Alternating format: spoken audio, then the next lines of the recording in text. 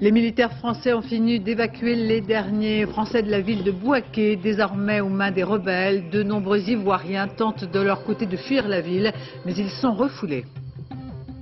La prison change, changez-la avec nous. Pour la première fois, une campagne publicitaire est organisée pour recruter des gardiens de prison. Entre les départs à la retraite et les nouveaux emplois, on embauche 8000 surveillants. Au Maroc, l'organisation d'élections législatives qui se veulent libres et transparentes. 14 millions d'électeurs appelés à se prononcer. Pour la première fois, une liste uniquement féminine qui offrirait aux femmes au moins 30 sièges. Inauguration par Jacques Chirac du Mondial de l'automobile. Le chef de l'État demande aux constructeurs qu'ils ne fassent pas de la vitesse un argument. Madame, Monsieur, bonsoir. Commençons ce journal par la situation en Côte d'Ivoire. Les évacuations de la deuxième ville du pays, toujours tenues par les rebelles, sont terminées. Plus de 750 ressortissantes de la communauté internationale ont quitté ce secteur qui devient véritablement dangereux grâce aux militaires français qui les ont acheminés vers Yamoussoukro, la capitale administrative du pays. Reportage, Éric Meunier, Bruno Giraudon. Il est 14 h exactement à Bouaké. L'opération d'évacuation des ressortissants étrangers, entamée 24 heures plus tôt, est terminée. À la préfecture, PC de l'opération, les derniers soldats français et une petite foule. Ceux qui espèrent encore trouver une place à bord d'un de leurs camions pour partir. Quelques centaines de manifestants aussi, applaudissant à chaque passage de véhicules militaires, des mutins. Et conspuant le président ivoirien Laurent Gbagbo. À l'occasion aussi la France, qui le soutient, disent-ils. Dernier regard, les soldats français ont quitté Bouaké, ils s'installeront à une trentaine de kilomètres de la ville. À cette heure, tous les soldats français ont quitté Bouaké et les mutins reprennent les positions qu'ils avaient évacuées il y a 48 heures. Sur la route, des familles, baluchons sur la tête, tentant de gagner un village. Ceux-là sont chanceux, car ce matin, à la sortie de la ville, les mutins se livraient à un tri sélectif pour tous les candidats à l'évacuation. OK pour les étrangers, mais pas question de laisser sortir les Ivoiriens. Les Français sont venus chercher leurs frères et ils sont libres de les envoyer. Nous, c'est pour la sécurité de nos frères que nous demandons à ce qu'ils restent ici. Ce soir, Bouaké, toujours sous couvre-feu, bruissent de multiples rumeurs, souvent contradictoires. Une contre-attaque d'envergure de l'armée loyaliste ou une poussée rebelle en direction d'Abidjan. Rumeurs invérifiables, mais qui entretiennent la peur. Des Français qui sont arrivés à Yamoussoukro et Abidjan rassurés de ne plus se sentir menacés, mais certains ont tout perdu ou presque. Martine Laroche-Joubert, Sylvain Barral. Pour elles, ce n'est qu'un jeu. Rien ne laisse deviner dans leur sourire le déchirement que vivent de nombreux Français, hier encore, installés à Bouaké. Ils se retrouvent aujourd'hui comme perdus dans des halls d'hôtels anonymes à Abidjan, incapables pour certains de maîtriser leur émotion. Ça fait 30 ans que je suis ici, c'est pas...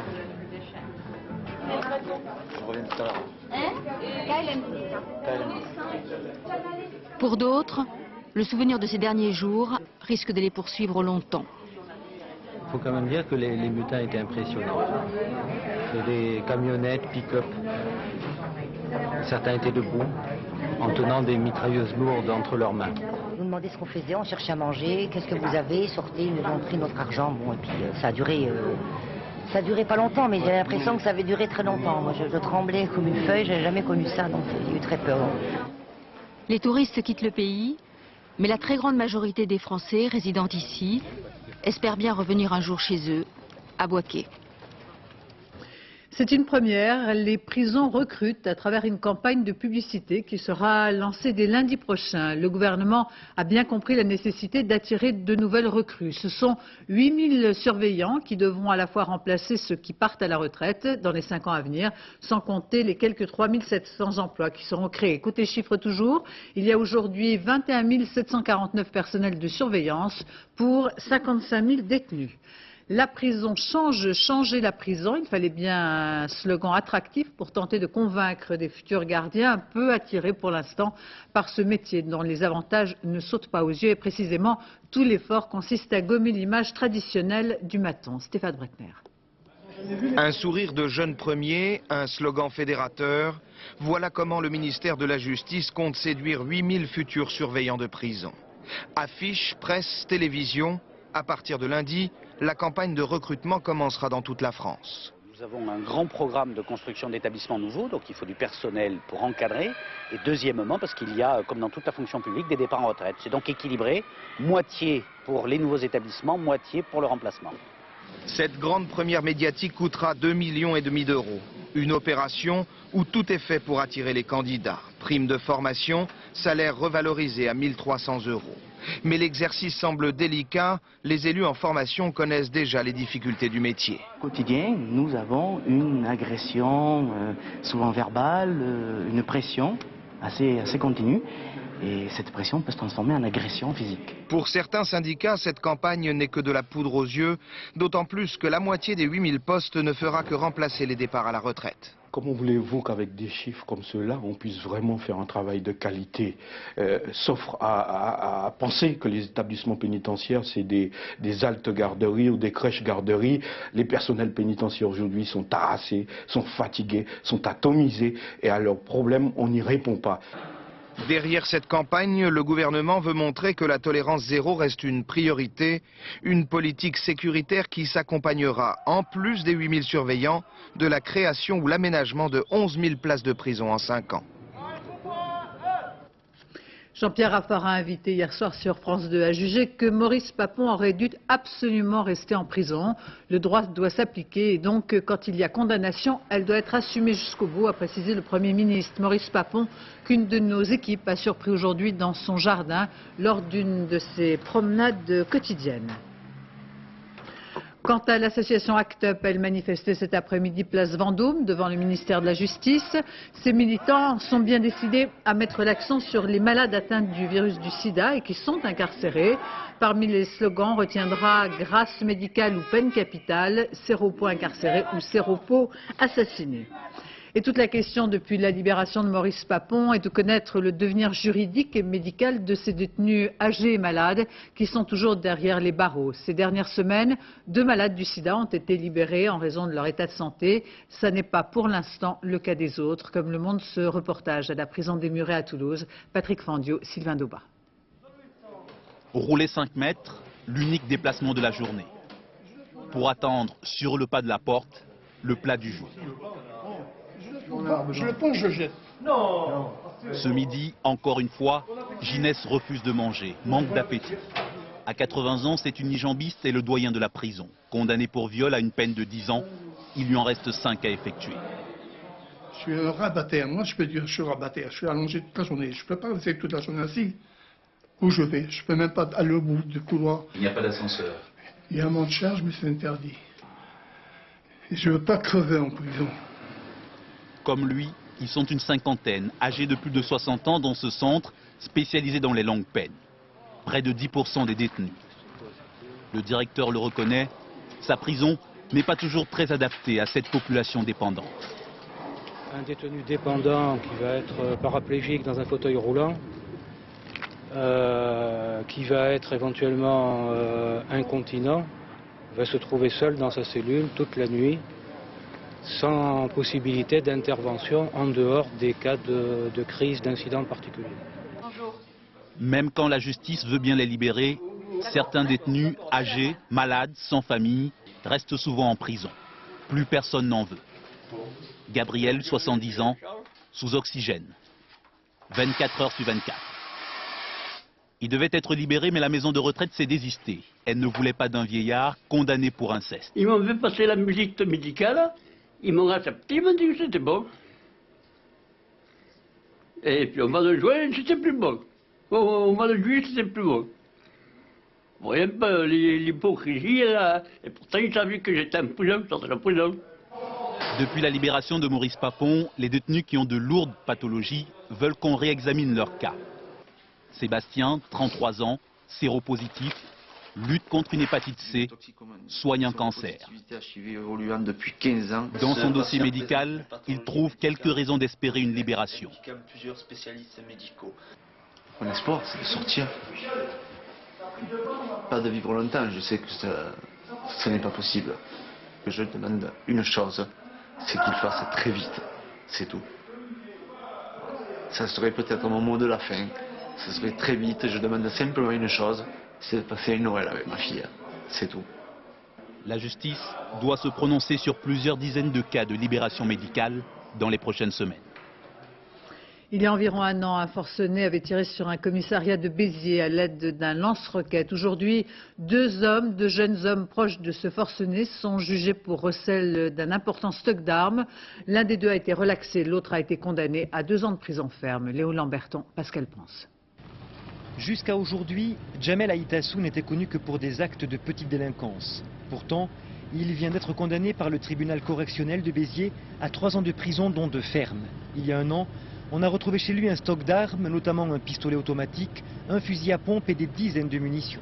Il y a des armes d'origine douteuse, apparemment provenant d'usines qui ne les répertorient pas, qui sont hors de la communauté européenne, qui pourraient venir de pays des Balkans et d'ex-républiques de Yougoslavie, qui se promènent actuellement dans les banlieues. Le dossier l'a révélé. Djamel Aïtassou était l'ami de Safir Bjoua, l'homme qui a terrorisé Béziers il y a un an. Avant d'être abattu par les policiers, il avait tiré sur le commissariat au lance-roquettes et avait assassiné le chef de cabinet du maire de la ville. On avait alors découvert qu'il possédait un véritable arsenal de guerre et que dans la cité de la Devèze, à Béziers, comme dans d'autres cités de France, ce type de trafic d'armes est monnaie courante.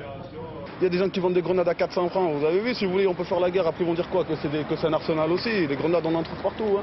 Quoi, ici, on en trouve partout? Bien sûr, il y en a partout. Comme à Paris, Marseille, de partout, il y a ça. Comment est structuré ce trafic d'armes? Qui en sont les pourvoyeurs? Qui en sont les revendeurs? On attendait aujourd'hui la réponse à toutes ces questions. Mais en expédiant l'audience en 2 heures à peine, le tribunal correctionnel de Béziers s'en est tenu au simple fait et est passé peut-être à côté de l'essentiel. L'énigmatique disparition du docteur Godard et de sa famille. 3 ans après les faits, les enquêteurs ont procédé hier à la reconstitution de leur dernière nuit. Le mystère reste entier. De nombreuses fausses pistes ont conduit à des témoignages peu probants. Pas d'hypothèse privilégiée aujourd'hui. Loïc Delamornay. Sous cette bâche, la fourgonnette du docteur Godard. C'est la première fois qu'elle est utilisée pour l'enquête et pour la reconstitution de la dernière nuit de la famille Godard. C'est dans cette maison que la police avait retrouvé des traces de sang, celles de la femme du docteur. Ce matin, la reconstitution s'est poursuivie, notamment avec une voisine, la dernière personne à avoir vu Yves Godard. Mais rien ne s'éclaircit, malgré les efforts permanents des enquêteurs. Je peux vous garantir que depuis 1999, depuis la disparition du docteur Godard, l'enquête n'a pas piétiné, n'a pas été interrompue. Des actes ont toujours été accomplis. Le mystère reste entier. L'expression consacrée résume pourtant à merveille le scénario de cette affaire, digne d'un roman policier. Depuis son embarquement sur un voilier de location, le 1er septembre 1999, le destin de la famille Godard a semé quelques indices, retrouvés de manière disparate, sans que l'on puisse jamais reconstituer le puzzle. C'est le repêchage de bouées de sauvetage, puis d'un sac de vêtements, et même du crâne de la fille du docteur. C'est la découverte de cartes professionnelles presque intactes sur une plage, alors qu'elles sont supposées avoir séjourné très longtemps dans l'eau. C'est encore un mystérieux corbeau qui aiguillera les enquêteurs sur les traces du docteur, de la baie de Saint-Brieuc vers l'île de Man, une île des Hébrides, puis Madère et enfin jusqu'en Crète, en vain. Il y a plus de coquilles Saint-Jacques que d'épaves. Désarroi de ce plongeur de la gendarmerie l'an dernier, ses recherches sont à l'image du fond de la baie de Saint-Brieuc, désespérément plat. Le sable n'y a jamais révélé l'épave du bateau du docteur Godard. À Saint-Nazaire, après le spectaculaire incendie d'un cargo qui a provoqué un important nuage de fumée, les analyses montrent qu'il n'y a pas de toxicité de l'air. Est-ce que la qualité de l'eau et de l'air de l'agglomération sont surveillées? Il est vrai que le navire avait un chargement d'engrais potentiellement toxiques. Dans le Gard, les agriculteurs ont particulièrement souffert des inondations. Aujourd'hui, la Commission nationale des calamités agricoles, pour leur venir en aide, a décidé d'un taux d'indemnisation supérieur à ceux adoptés en 1999 pour les départements de l'Aude, un geste jugé encore insuffisant par la profession. Reportage à Montfrin dans le Gard avec des exploitants agricoles, Véronique Gaglione et Didier Allemand. Les abricotiers plantés par son père ne donneront plus rien. Rien qu'une soustraction de chiffres. Pas de production pendant 4 ans, le temps d'arracher et de replanter, c'est 30 000 € de perte à l'hectare. On ne peut pas avoir ça devant nos yeux pendant des mois et des mois, on va y penser tous les jours. Donc pour plus y penser, il ne faut plus le voir. Donc pour plus le voir, il faut de l'argent. De l'argent, ça peut venir que de l'État. Les arbres perdus, les récoltes aussi. Au titre des calamités agricoles, les taux d'indemnisation annoncés aujourd'hui sont plus élevés qu'il y a 3 ans dans l'Aude. Mais même avec 30 à 60% de pertes dédommagées, le niveau semble toujours trop bas. Tout le feuillage a été asphyxié, les carottes sont mortes. On a eu un dépôt en moyenne sur toute la parcelle de, allez, on va dire 20 cm de sable et de limon. Voilà. J'aurai droit à l'aide calamité agricole et on va me donner entre 30 et 50% de ma perte, c'est-à-dire 100 000 francs. Il va falloir, au-delà de ces critères-là, pouvoir obtenir des moyens complémentaires. Alors bien sûr, tant au niveau national, mais aussi européen. Au titre des calamités agricoles, les fonds seront versés d'ici 10 jours. Mais pour le reste, aide de l'Europe pour replanter, rééchelonnement des dettes, exonération de taxes, on en est encore au stade de promesses. Rien que pour les agriculteurs du Gard, les dégâts s'élèveraient à 160 millions d'euros. L'inauguration du mondial de l'auto à Paris par Jacques Chirac. C'est demain que ce salon le plus populaire de tous s'offrira ses portes aux visiteurs. Le chef de l'État a commencé sa visite par les constructeurs français et s'est prononcé contre la vitesse, argument de vente chez les constructeurs. Jacques Chirac qui demande par ailleurs que l'on sanctionne sévèrement l'alcool et les drogues au volant. Je vous propose d'écouter. Il va de soi aussi que les comportements les plus contraires à la sécurité routière doivent être dénoncés et beaucoup plus lourdement sanctionnés, qu'il s'agisse de la vitesse sur les routes, de l'alcoolisme ou de la consommation de drogue. Et je vais vous dire que je condamne ceux qui font de la vitesse un argument de vente, comme je condamne ceux qui sous-estiment les conséquences de l'alcool ou des drogues chez les conducteurs. Et la route meurtrière avec ce terrible carambolage en Bretagne. 14 voitures impliquées, 2 morts, 4 blessés graves entre Rennes et Saint-Brieuc. Le brouillard et la vitesse excessive seraient à l'origine de l'accident. Pour contrer la violence routière, on encourage les constructeurs automobiles comme les conducteurs à rendre les voitures moins rapides. Reste cette équation insoluble, des voitures performantes qui roulent beaucoup plus vite que les vitesses autorisées et qui sont achetées par des automobilistes qui n'ont pas envie de se brider. Et le Norguais, Daniel Wolfram, Olivier Robin. Capable de rivaliser avec des Formule 1. Il y a 20 ans, la voiture était le plus rapide des véhicules, plus vive même qu'un hélicoptère. C'est en tout cas ce que la publicité valorisait à l'époque. Mais en 1988, sous la pression des associations, l'État et les constructeurs automobiles ont dit stop. Stop à ces images dignes d'un film d'action, plus question d'évoquer la vitesse pour vendre une voiture. Mais quelques années plus tard, malgré toute cette bonne volonté, certaines campagnes ont suggéré ce qu'il n'était plus question de dire. Aujourd'hui, la place de la vitesse dans la publicité est bien plus insidieuse. Les constructeurs, eux, préfèrent jouer sur le vocabulaire et vantent la puissance plutôt que la vitesse. Il y a des pays où, en termes de publicité, c'est pas interdit de parler de vitesse et on n'en parle pas. Ça veut dire que ça n'intéresse pas aux gens et ça n'intéresse pas aux constructeurs. Ce sera toujours en finale de la responsabilité du conducteur de savoir ce qu'il faut faire, ce qu'il y a de le faire. Nous sommes une force de proposition, nous avons des produits à proposer sur le marché, à lui de savoir comment et dans quel registre les utiliser.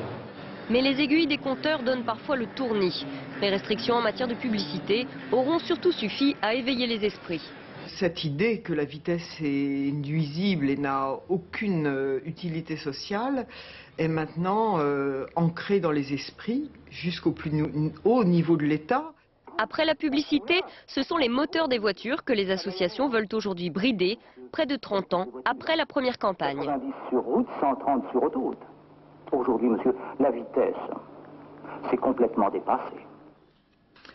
À Longwy, cette manifestation des salariés de l'usine Daewoo qui ont construit à l'aide de carcasses de four en aluminium un véritable mur devant la mairie, baptisé mur de l'emploi. Chaque employé a inscrit au marqueur son nom sur ces sortes de cavités ainsi que l'emploi qu'il occupait. Je vous rappelle qu'un plan social a été annoncé il y a 15 jours, marquant la fermeture de l'usine à micro-ondes de Villiers-la-Montagne en Meurthe-et-Moselle. Les chiffres du chômage avec une légère hausse en août, 0,2%. Au total, 2 278 100 demandeurs d'emploi. Jean-Pierre Raffarin qui exhortait hier soir dans la nouvelle émission de France 2 les chefs d'entreprise à engager des jeunes.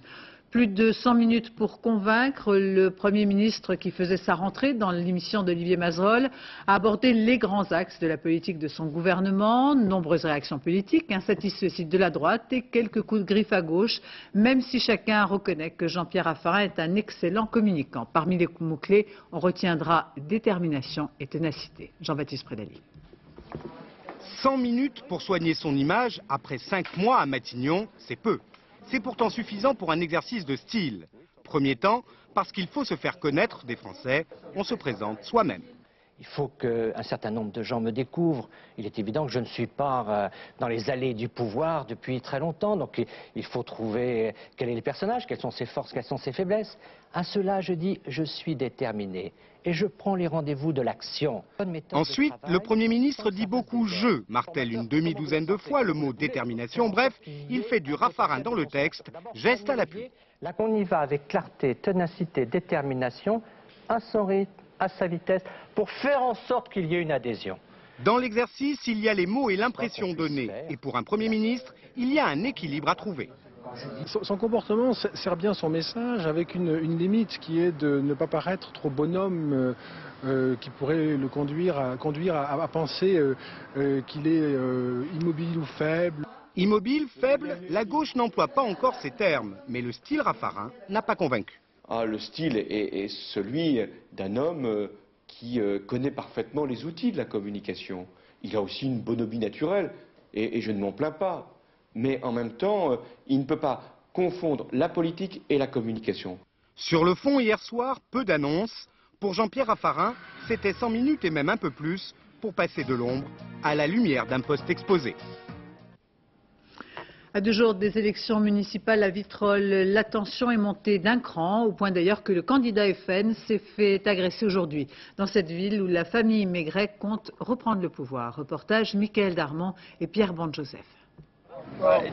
Sur le marché de Vitrolles, en fin de matinée, Claude Bourges, le candidat du Front National, vient de s'écrouler, victime d'une agression. Un médecin lui porte les premiers secours. Jean-Michel Porte est le candidat UDF à ces mêmes élections municipales. Le Front National et le MNR sont mal vus par certaines catégories sociales.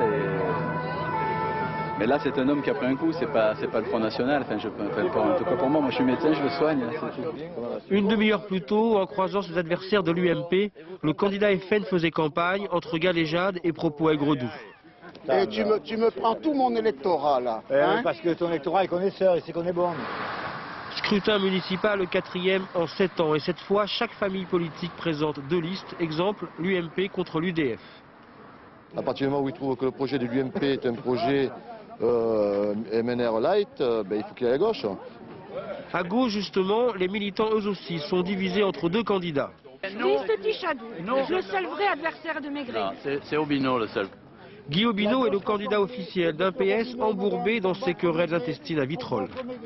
Moi je m'en moque, moi j'ai un idéal, j'ai une volonté, on met les Maigret dehors. Ceux qui prennent le risque de diviser, ils en porteront la responsabilité. Comment allez-vous? Bien. Ça va? Très bien. À dimanche. Quant à Catherine Maigret, maire sortant d'une ville actuellement sous tutelle, elle pense à un effet Mélic et Balkany, réélu à Béthune-le-Valois, avec une analyse qui se passe de commentaires. Ce que je constate, c'est qu'effectivement, les maires sortants sont réélus. Et puis en plus, ceux qui ne sont pas tout blancs. Donc je pense que j'ai toutes mes chances. Vitrolles, ville délaissée, otage d'une bataille politicienne sans fin, retourne dimanche aux urnes, sans illusion. Quant à l'agresseur du candidat FN, il a été identifié et interpellé cet après-midi. La date est fixée, c'est à partir du 15 novembre prochain que le centre de Sangatte n'acceptera plus de nouveaux réfugiés, annonçait hier Nicolas Sarkozy avant la fermeture programmée au printemps prochain. L'inquiétude aujourd'hui des pensionnaires de Sangatte, ils savent que chaque dossier sera étudié au cas par cas, mais ceux qui n'ont pas droit à l'asile politique risquent bien d'être raccompagnés chez eux. Reportage Zindine Boudaoud, Sylvain Gauthier. Des bureaux préfabriqués livrés au camp de Sangatte, c'est pour l'instant la seule concrétisation des mesures annoncées hier par Nicolas Sarkozy. Dans quelques jours, ces réfugiés passeront par ces bureaux pour y être interrogés. Un long travail administratif du Haut Commissariat des Nations Unies aux réfugiés pour déterminer qui obtiendra l'asile et qui sera expulsé en fonction de sa nationalité. Le centre va fermer ses portes, mais où va-t-on aller? Nous passerons toujours ici pour aller en Angleterre. Seule une solution à l'échelle de l'Europe pourrait nous aider. La prime de 2000 € offerte par la France à chaque Afghan acceptant de rentrer chez lui ne semble convaincre personne.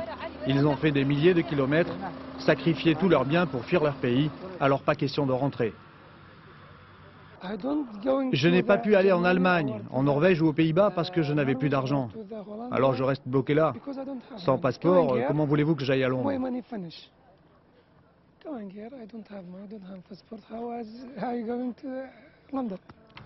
À Sangatte, la fermeture prochaine du camp est vécue comme un soulagement.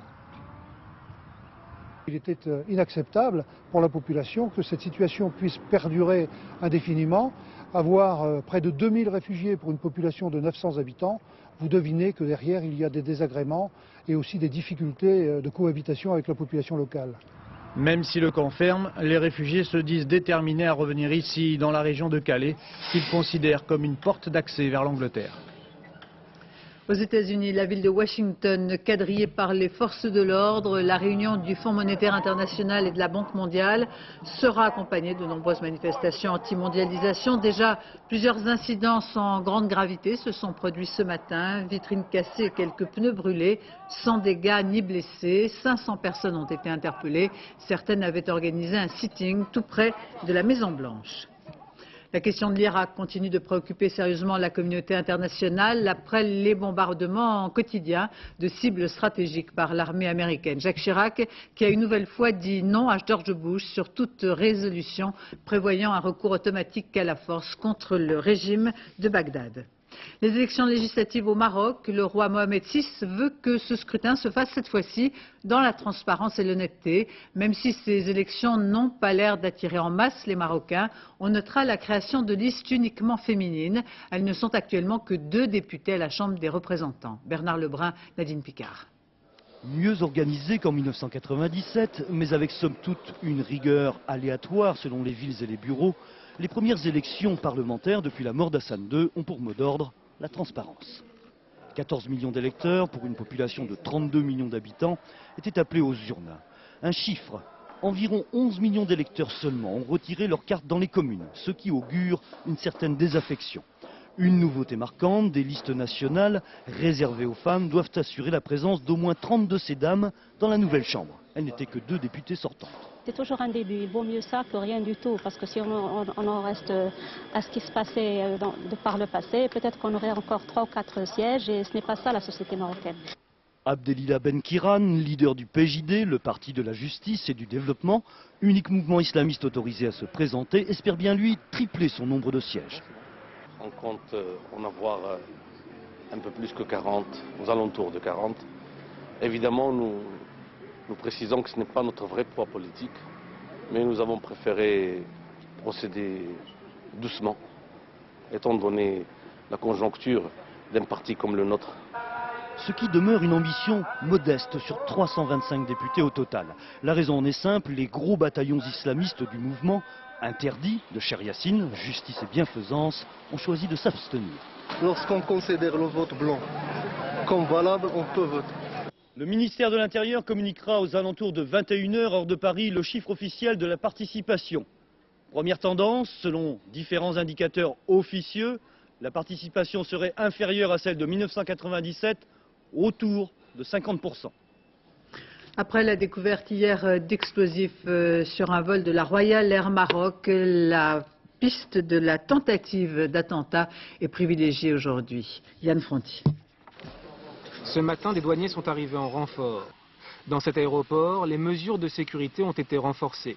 Car hier, c'est ici pendant un contrôle de routine que 100 grammes d'explosifs ont été découverts dans un avion de la Royal Air Maroc. Il y a peut-être quelques questions qui se posent. Est-ce qu'on a pris tous les éléments au niveau de l'enquête? Je crois que toutes les forces de police, de gendarmerie étaient là. Ils ont mené les auditions de l'équipage. Ils ont pris en toutes les photos qu'il fallait. Ils ont inspecté l'avion. Donc je pense qu'ils ont fait le nécessaire. Et c'est eux qui ont donné l'accord pour repartir. Car hier, tous les passagers du vol ont été entendus. En majorité des Lorrains, de retour d'un voyage organisé. Tous ont été mis hors de cause. Les enquêteurs privilégient aujourd'hui la piste d'un attentat manqué.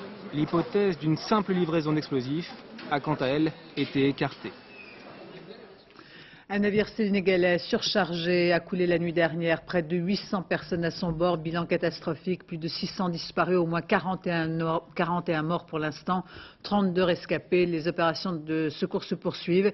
Les autorités ont décrété un deuil national de 3 jours. Quelques Européens se trouvaient sans doute à bord.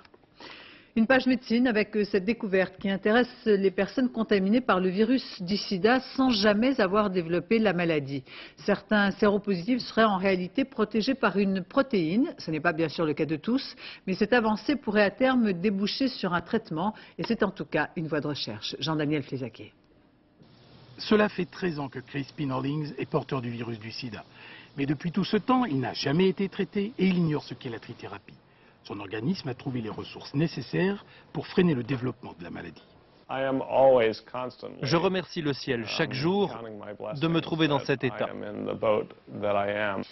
Certaines personnes séropositives arrivent ainsi à contrôler l'infection par le virus pendant une vingtaine d'années au moins. Ce laboratoire de New York vient de découvrir un nouvel élément qui permet d'expliquer cette résistance à la maladie.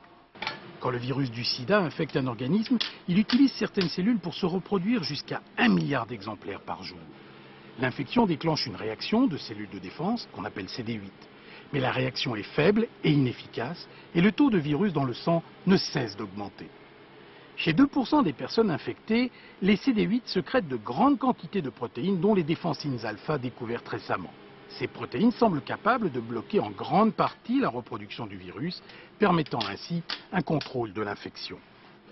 La découverte de ces défensines alpha devrait aider à mieux combattre le virus du sida. Il s'agit d'un nouveau mécanisme immunitaire. C'est quelque chose donc très révolutionnaire qui va nous offrir de nouvelles pistes. Ça n'est pas la seule voie de défense contre ce virus, il en existe beaucoup d'autres. Mais le grand intérêt, c'est que ça peut ouvrir des portes à de nouvelles stratégies de traitement ou de nouvelles stratégies de vaccin. Les résultats obtenus en éprouvette devront être confirmés par des essais sur l'être humain. La lutte contre le virus du sida va donc encore durer longtemps. Du côté scientifique, un festival met en scène avec des images surprenantes les convulsions de la Terre. On remonte à la naissance du monde et sont sélectionnés parmi les meilleurs films d'animation des télévisions internationales. Voici un spectacle qui se déroule au premier étage de la Tour Eiffel à partir de dimanche. Patrice Pellet.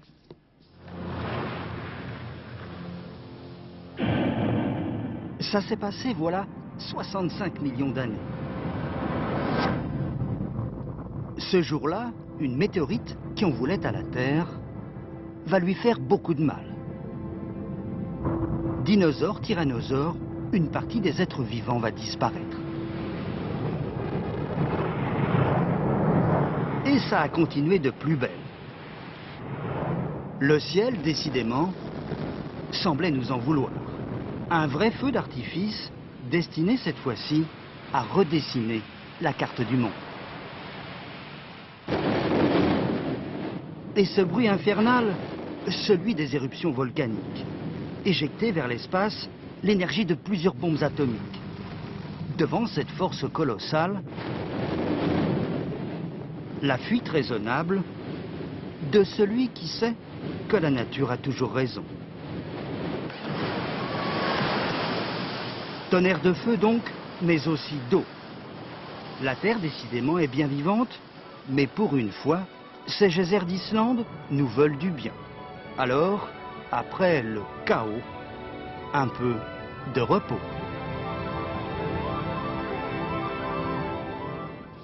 Retour au mondial de l'automobile avec en vedette les 4x4 de luxe, ces tout-terrains qui déjà ont envahi les quartiers des grandes villes, des véhicules détournés de leur fonction première et qui décidément sont dans l'air du temps. Reportage Luc Bazizin, Jean-François Meunier. À l'origine, le 4x4, c'était d'abord et avant tout ça. Rouler dans la poussière, passer partout et ne pas craindre d'abîmer sa voiture. Aujourd'hui, tout a changé. Ce logo était jusqu'ici le symbole de voitures de sport sur route. À présent, Porsche sort des sentiers battus et produit à son tour un 4x4. Le Cayenne, c'est son nom, propulse le baroudeur d'hier dans un monde de luxe pour plus de 63 000 €. Avec cuir, ordinateur de bord, moteur allant jusqu'à 450 chevaux, c'est aussi un ballon d'oxygène pour ce petit constructeur. Porsche est le seul constructeur indépendant de voitures de sport qui reste au monde aujourd'hui. La meilleure manière de conserver son indépendance, cette autonomie qui nous est très chère, c'est de grandir par nos propres moyens. Et le Porsche Cayenne s'inscrit aujourd'hui dans un segment qui est en pleine évolution. Plus 38% en France pour ce marché depuis le début de l'année. Une bonne raison pour que la fièvre du tout-terrain haut de gamme gagne la majorité des constructeurs. Volkswagen, supposée voiture du peuple à l'origine, n'y fait pas exception avec son Touareg. Ces véhicules arrivent à allier non seulement le confort et la sécurité sur route, mais aussi les capacités en sécurité de franchissement, de loisirs. Des véhicules polyvalents que l'on retrouve chez les constructeurs les plus inattendus. Un concentré de voitures qui mélange tous les savoir-faire automobiles. Ces voitures luxueuses risquent de surprendre dans les paysages d'aventuriers. En fait, ces roues et cette carrosserie resteront très probablement toujours aussi propres, car la majorité des utilisateurs de 4x4 ne quittent que très rarement la route pour retrouver les chemins boueux. L'essentiel pour les constructeurs, c'est d'offrir une gamme beaucoup plus large pour faire dépenser de l'argent sur tous les terrains. L'arrivée de nouveaux timbres avec cette particularité, des inconnus, des anonymes y figurent, illustrant la France des années 50, un véritable changement, puisque jusqu'à présent, seules des personnalités illustres y avaient accès. Yann Jiquel, Rémi Poissonnier. Instantané miroir des Français d'après-guerre. Des 26 000 photos des albums de famille envoyés à la poste, seulement 100 clichés ont été retenus. Je ne sais pourquoi j'allais danser. Les Français s'empressent d'oublier la guerre en maillot de bain tricoté pour ses premiers étés libérés. 1950, une rue d'Avignon, il fait chaud, clic-clac, et cet instant d'éternité. Au moment où j'allais appuyer sur le déclencheur, il y a un petit garçon qui est sorti, qui avait certainement très chaud, qui a fait tourner la petite manivelle qui est au-dessus de la fontaine, qui s'est mis à boire. J'ai appuyé. J'avais 22 ans quand j'ai fait cette photo, et je me souviens que lorsque j'étais garçonné, j'étais pas loin d'être comme ce petit garçon, avec ses bretelles, etc. 15 ans plus tard, la craie de la maîtresse crisse encore sur le tableau. À l'Olympia, Johnny bouscule Tino. Tous ces moments d'un autre siècle, la Poste les a choisis. Sylvie a 6 ans, en classe de CP, c'était il n'y a pas si longtemps. J'ai choisi cette photo parce que je trouvais qu'elle représentait bien l'importance de l'école dans le siècle. Et en étant persuadée que plein de photos d'école seraient envoyées, parce que c'est... Et puis en fin de compte, il n'y en a pas eu beaucoup, je crois. Personne vous a chambré un peu? Ah bah si, on va traiter de timbré, ça c'est... Enfin ouais... Ça je le savais avant. Demain, dans le coin d'une enveloppe, vous offrirez peut-être à la petite Sylvie un beau voyage. Il faut dire qu'avec 3 milliards de timbres vendus chaque année, Marianne est un peu fatiguée. La 10e Biennale de Lyon avec l'Amérique latine à l'honneur, rythme et couleurs au rendez-vous avec comme compagnie vedette les Brésiliens de Grupo Corpo pour clore ce festival. Michel Strulovici, Jean-Louis Melin. Partout où ces Brésiliens passent, l'ennui trépasse. Ils donnent des couleurs au moindre événement. La bonne fée de l'allégresse s'est penchée sur le berceau de cette compagnie. Grupo Corso fait valser la Biennale de danse de Lyon.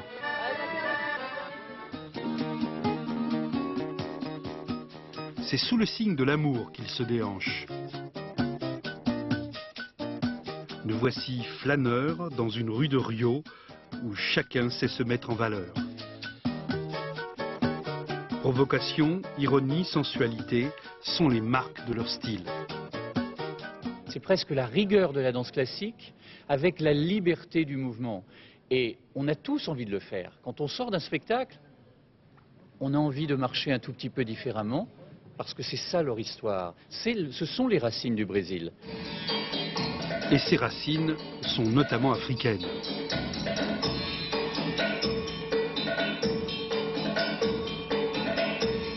À l'image du Brésil, ces danseurs métissent avec talent les musiques, les couleurs et les rythmes. On se laisse vraiment porter, puis on ressort de là, on a envie de danser aussi. C'est la gaieté, c'est plein de couleurs, c'est beau.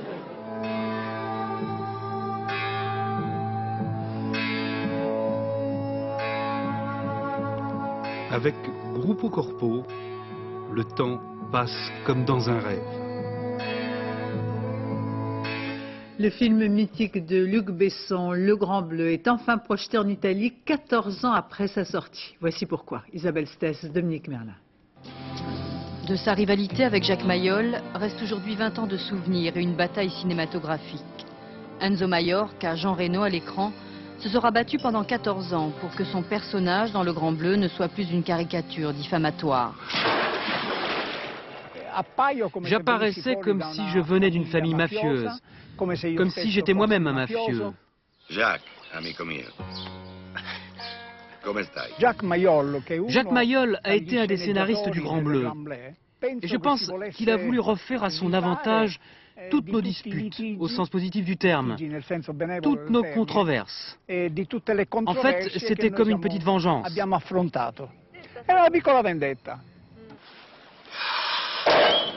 Aujourd'hui, le grand plongeur sicilien tient sa revanche. Luc Besson a modifié son film et les Italiens découvrent enfin à l'écran la vie de leur champion. Un mythe, Enzo Maiorca, invincible sur la scène mondiale de la plongée en apnée jusqu'à sa rencontre avec Jacques Mayol. C'était en 1965. À l'improviste est arrivée cette étoile venue d'ailleurs, du fond de la mer. Il a plongé à 65 mètres, dépassant mon record de 5 bons mètres. Mais l'année suivante, c'est moi qui ai dépassé le record de Jacques de 4 mètres. 101 mètres pour Maiorca, 105 pour Mayol. Ce fut leur dernier record dans les années 80. Il y a quelques mois, Jacques Mayol s'est suicidé. Il me manque beaucoup. Il me manque un ami avec qui me disputer. C'est une partie de ma vie qu'il a emportée avec lui. À 70 ans, Enzo Maiorca signe son ultime réconciliation avec Jacques Mayol en levant son veto sur Le Grand Bleu. Ainsi se termine ce journal. Dans un instant, la météo Nathalie Riouet, puis le point route Valérie Maurice. J'aurai quant à moi le plaisir de vous retrouver demain dès 13 h. Excellente soirée sur France 2 et on se quitte avec d'autres belles images du festival Images et Sciences, des images des télévisions du monde entier.